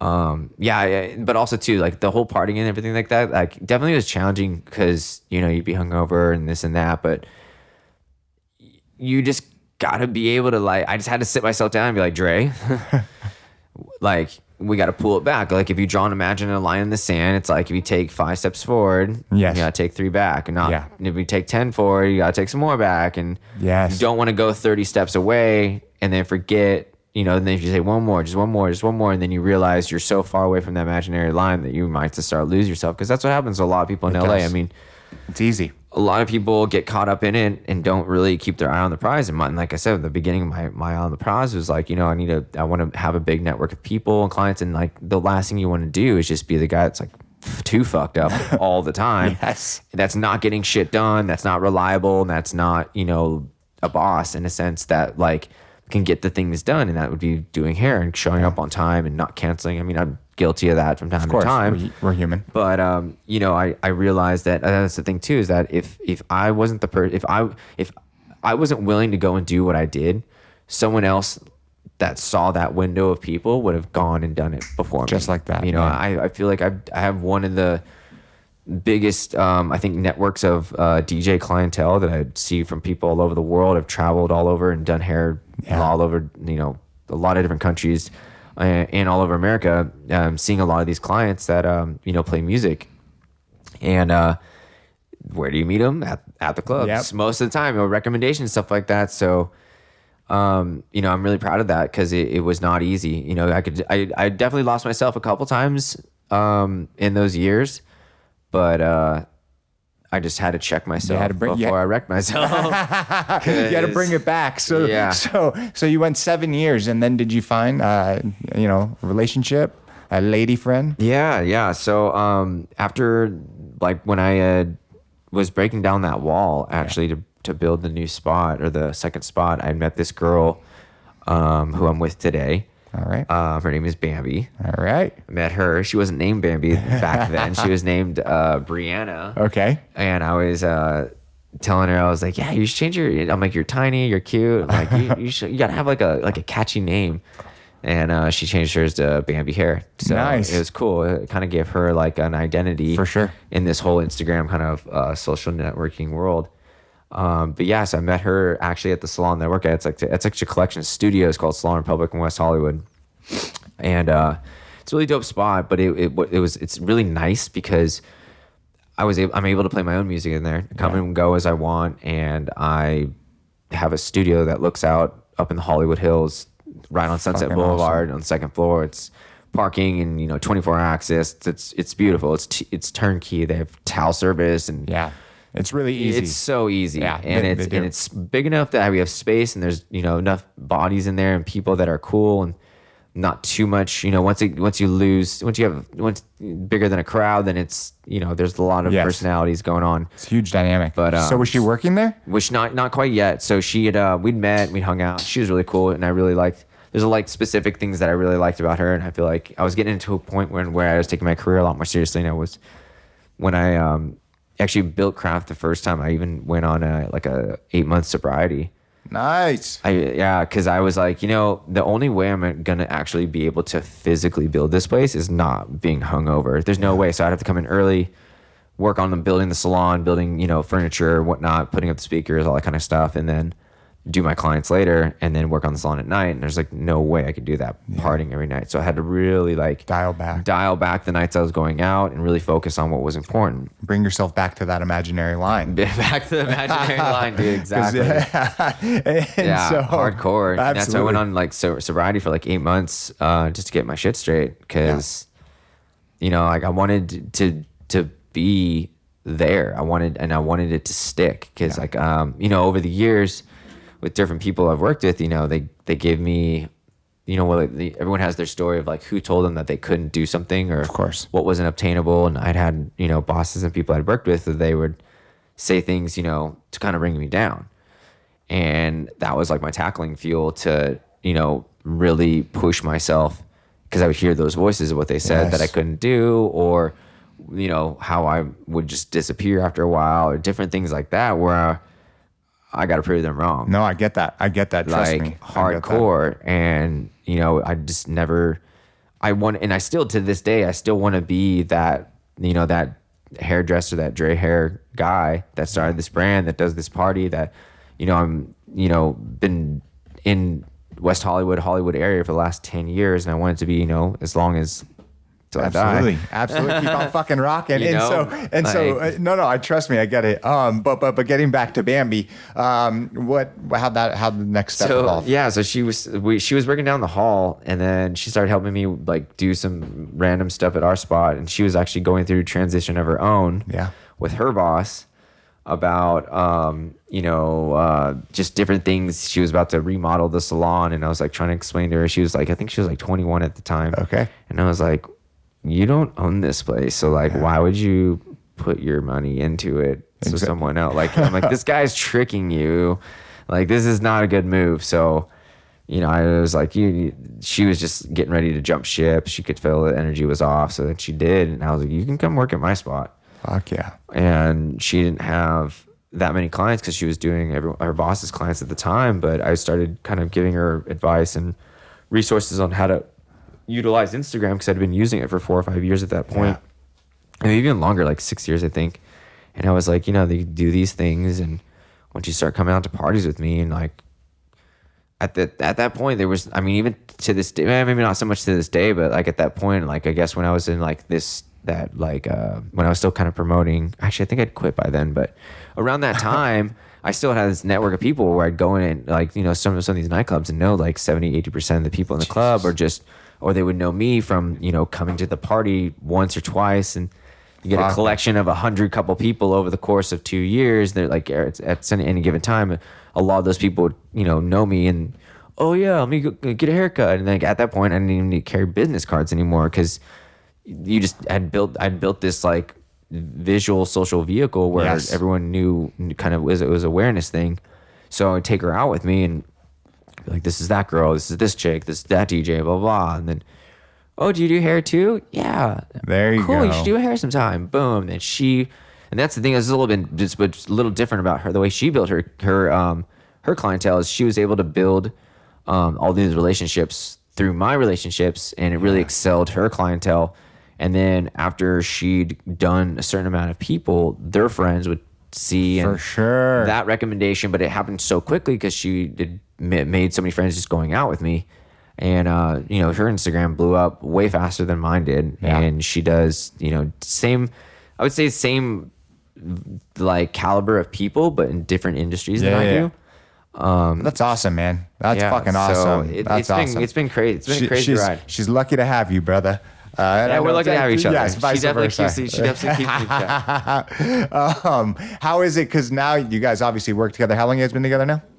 Like 3.5 years. Okay, how's that working with her day after day? Everyone always asks that because it's not as hard as people think, because at the end of the day we're both like back to back and we're working all day. Yeah.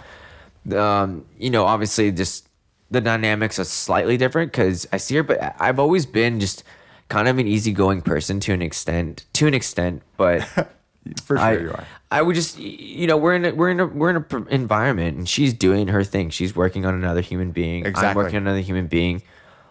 There was not really any issues because it's just, she knew how to be like professional. It's just like, okay, cool. I see you. Like, it's not like it's not like, we'll kiss like, hey, what's up? And stuff like that. But it's not like we're doing anything out of the norm. And I don't know. There wasn't really that many. And when we met, we started dating for like a month, and then she actually moved into my house. Damn.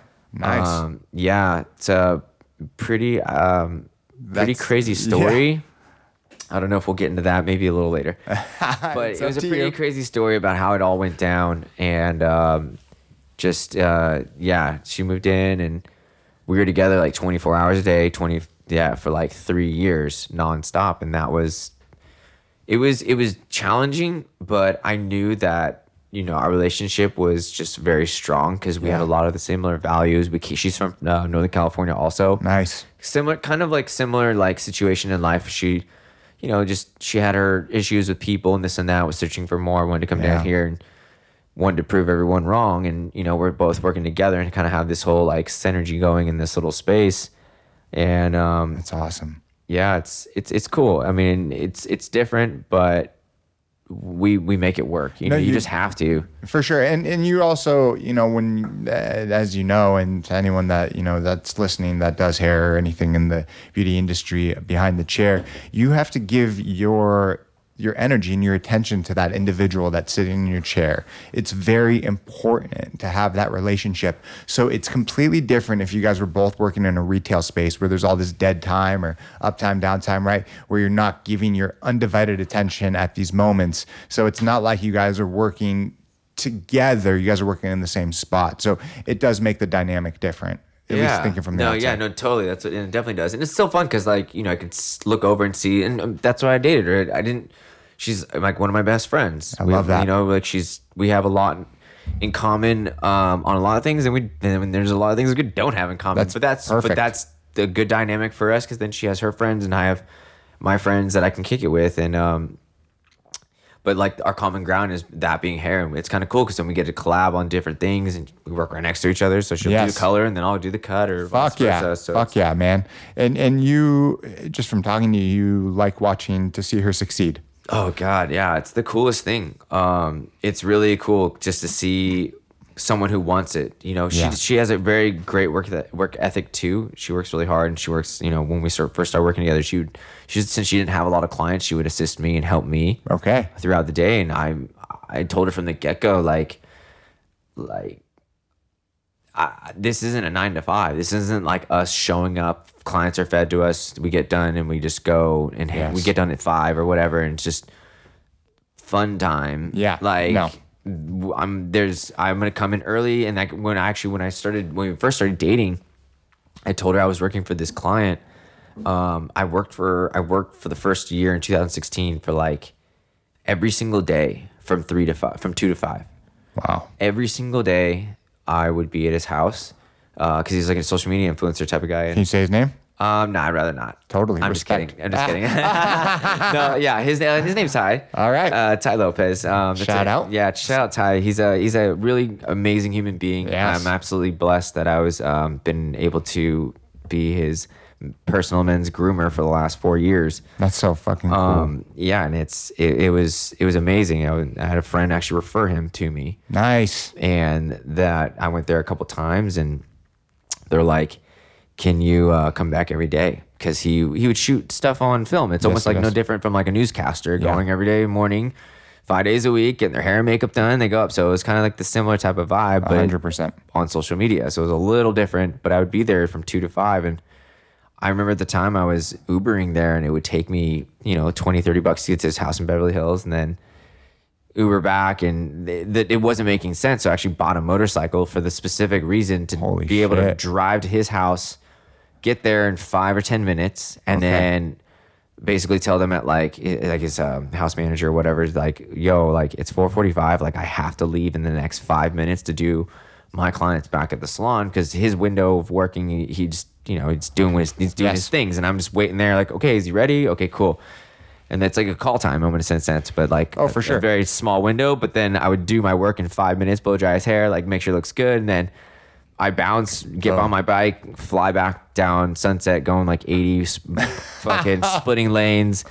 Yeah, I almost died like 3 or 4 times. Pretty bad. But it was fun because it was a great year, and that's kind of like, that's why I kind of explained to Bambi at the time. I was like, look, I work for this guy, and it's a really important client to me. I really enjoy. I learn a lot from him, and like, it's an amazing experience. I've been able to do some pretty crazy things that I don't think any other people I know have been able to do with a certain client, as far as like even traveling or just kind of some of the experiences I've got to experience with him.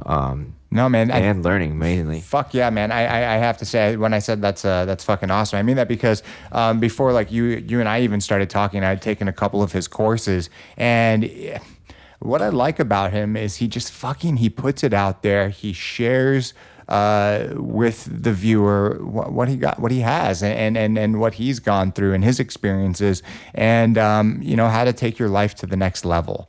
And I appreciate that, so 100%. For you, getting out there, putting the hustle in. I mean, you had a job to do, but then you've created these relationships, and getting that motorcycle, even though you almost died, right? Yeah.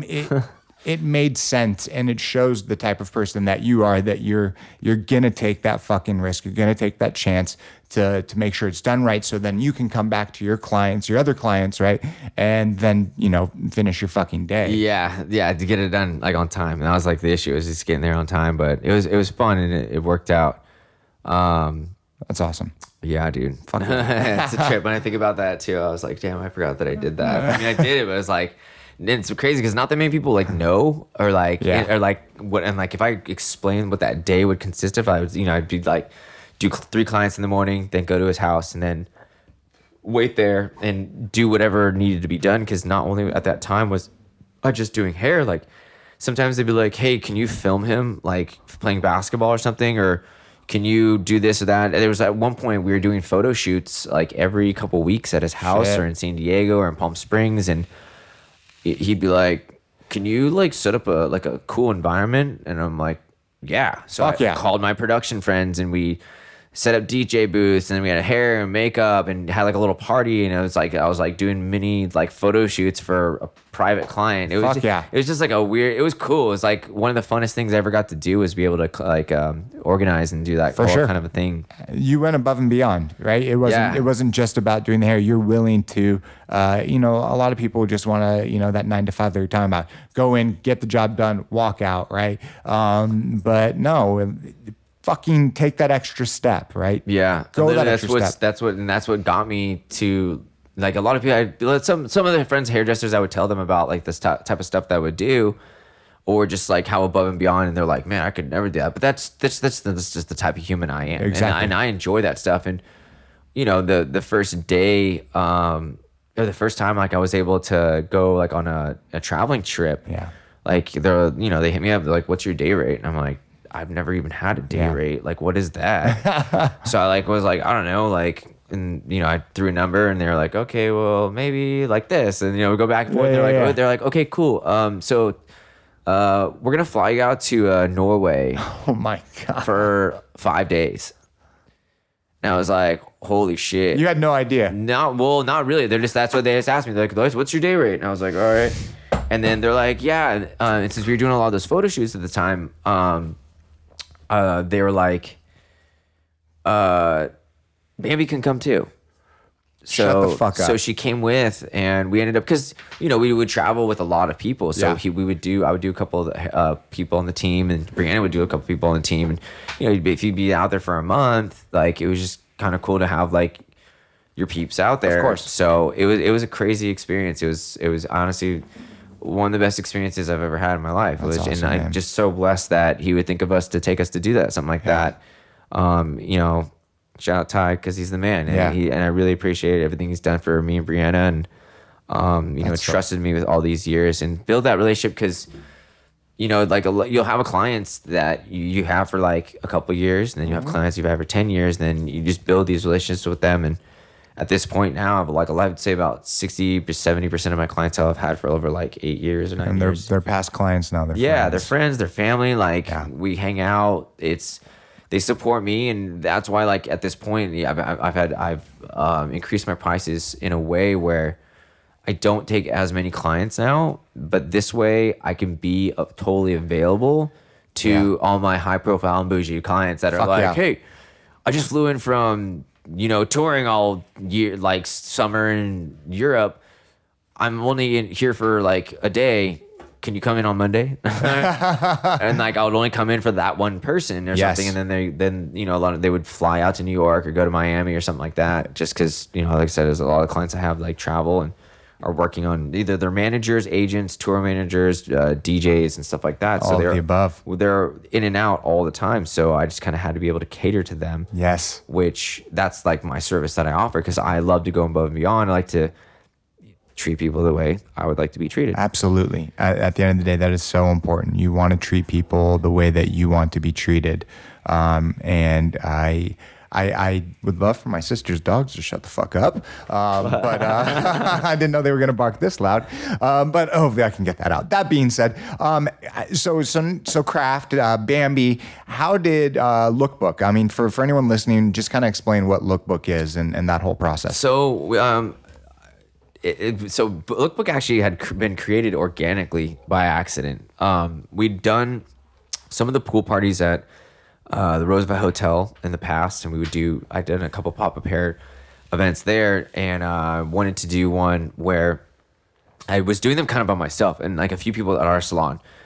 And it was the reason why we were doing it is so that we could build a clientele, like service the public that were the party goers at this event already. Instead of doing it at like a nightclub, we had enough space to do it outside next to the pool. So we would do, wherever people that were going to the pool or friends or whatever. So the following year, I was like, you know what? I want to invite all my friends I've been friends with for like 3 or 4 years on Instagram to come do this now. And it was like, I think I had like invited like 8 guys to come do hair. And they're like, what are we going to do? And I'm like, I don't know. I guess we'll just do haircuts for like whoever wants to get hair. How much should we charge? And I'm like, you keep all like the money and this and that, or like, how's this work? And I'm like, I don't know. I'm like making this up, dude. Like, do you want to come here to do hair? There's a pool party in Hollywood. Fuck yeah. It's a fucking pool party, like a Hollywood pool party. Like you guys lived, everyone at the time had kind of lived, some of them like half of them lived in LA and the other half lived like 30 or 40 miles or even 50 miles away from LA. So I'm like, yo, come, let's all like have this collaboration, cool like event. And quickly, through halfway of that first event in 2016, I realized that half the people that were at the party were hairdressers.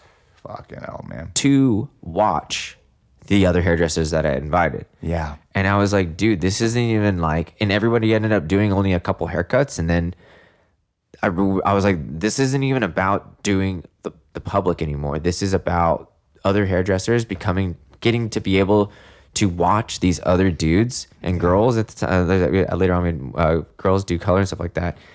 It was their way to like watch. And like I did that first event, and all those dudes we'd either done meetups before, like at someone's salon or like their house, and there's only like 5 or 6 of us, but it wasn't like an open to the public type of thing. Mm-hmm. And I was like, damn, if I've like, these are all my friends, and like, I like to support and I like to build things and bring community. Actually, I had a conversation with this guy last night about it. Is like building a community is like such an important thing. And I was like, okay, this is kind of crazy. So the following year, I invited 2 guys, one from Ireland, my buddy Ryan. All right. And he'd dope.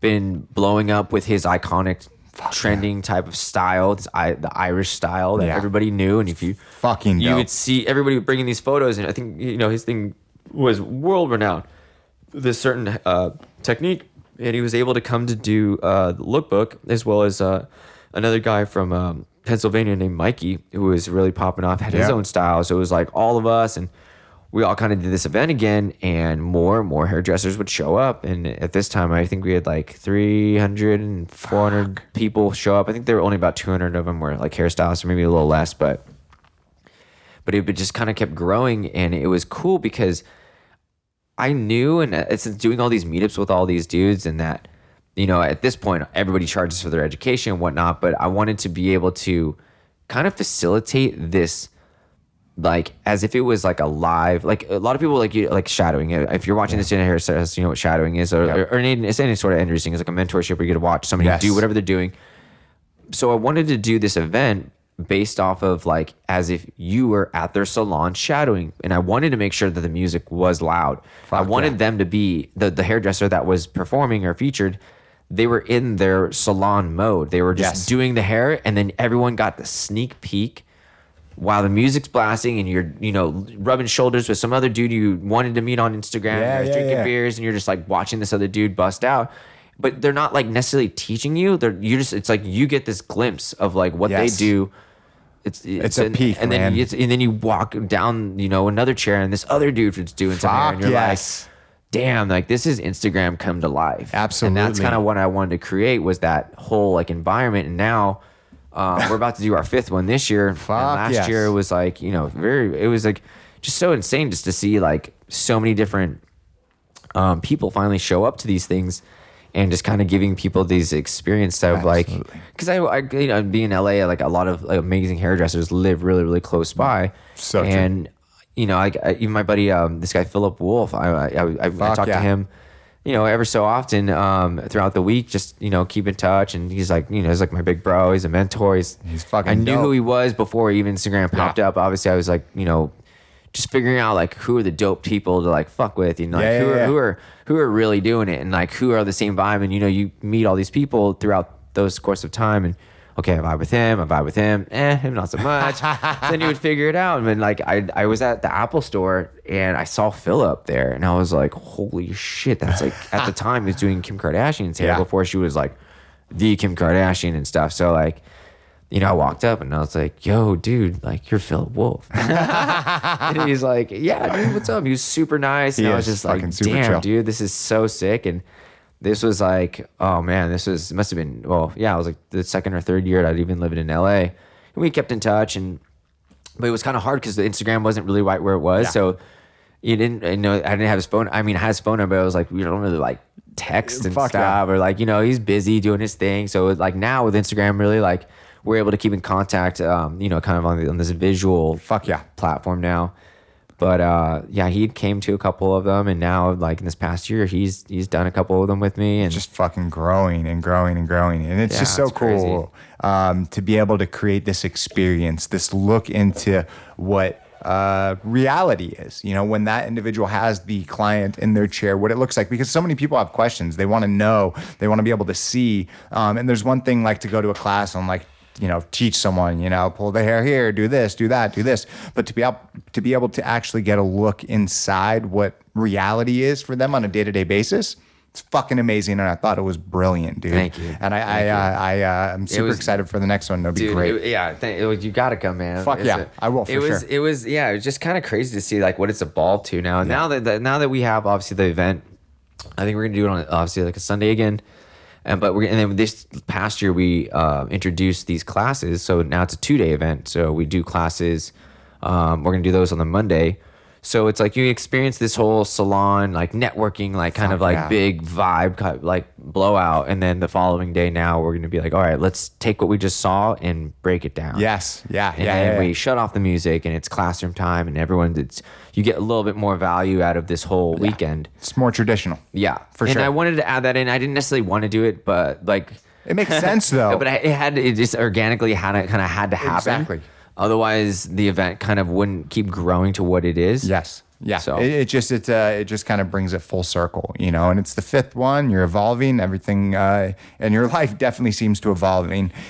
So as we wrap this up, man, what's up next for you? What the fuck else is going on? So I recently actually just partnered on this other new company called SAA, Style Artist Academy. Nice. With social media and just everything kind of in general moving to this online video. I mean, YouTube's done a great job as far as facilitating a lot of people pushing out content. At the end of the day, their platform is billions and billions of videos, and not all the stuff that's on there is the top quality of content. Fuck no. So, you might not be finding the thing that you want, and you may want to learn from certain people. And now that we've seen Instagram just blow up the monster that it is over the last 12 years, who is done certain things. Like you're like, okay, that person's built an academy, that person's made a trend, that person does that person's hair, and I want to learn from those people. So what we're trying to do with this online education company called Style Artist Academy is build basically like a Netflix type of platform where we have all these artists that we break down their classes from, between an hour and 3-hour classes. And they're very, very detailed. There's a lot of there's like 4 different camera angles that we're doing, and kind of putting the artists that we believe have something to really offer that's very, they've done like certain kind of things. And being, in the industry now for like the last 10, 11 years, I've been able to gather all this information and really decide on who's made a statement since the beginning. And there's a lot of people that are really good at Instagram that have taken off in the last few years. And then there's a lot of people that suck at Instagram that are really talented, but they may or may not. So we're doing a mixture of both of those types of people, but mainly a lot of the people that are really good on Instagram, because at the end of the day, having an online presence, not necessarily a website, but the day and age of me and you walking up and down Melrose or wherever we're going to get like clients, and like being able, it's only almost like word of mouth. It's if you have a big Instagram following or you have some sort of following, it's going to benefit you in more ways than just building a clientele. It's about being able to connect anything. You're looking for something and someone posts it, you can send it to somebody. Like you building this network. And actually, there's a book, I forgot who it's by, but it's in this other company called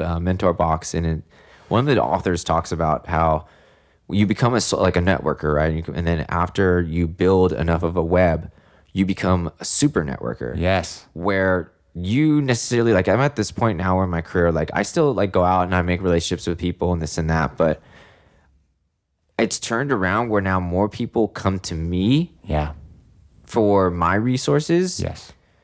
Or they'll refer me to meet their resources and whatnot. So it's I wouldn't say it's easier, but it's gotten to a point where it's people just know I have a network of people. It's just plain and simple, whether it be through music or fashion or the hair industry or hospitality. All of it. Like there's a lot of different avenues in there. So it's and that's what's kind of like helped those last years. So now when we've opened up this new company, it's like I have all these relationships to do, even like Look Book. I mean, having a lot of DJ friends and production friends and video friends, and I mean, even having relationships with some of the venues that I've hosted these events at, like that alone is one of the hardest things. Is the reason why I got the spot is because I've been partying there for the last 6 years, and I know the manager because he's always watching me like leave like drunk and just like, oh, later, bro, good seeing you. I'll see you next week. Later, bro. Yeah. So it's a lot of combination of these things that kind of like had to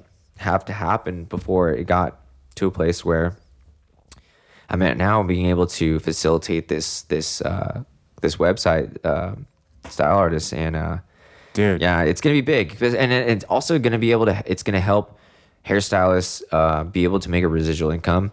All right. In a way that not a lot of companies have been able to do.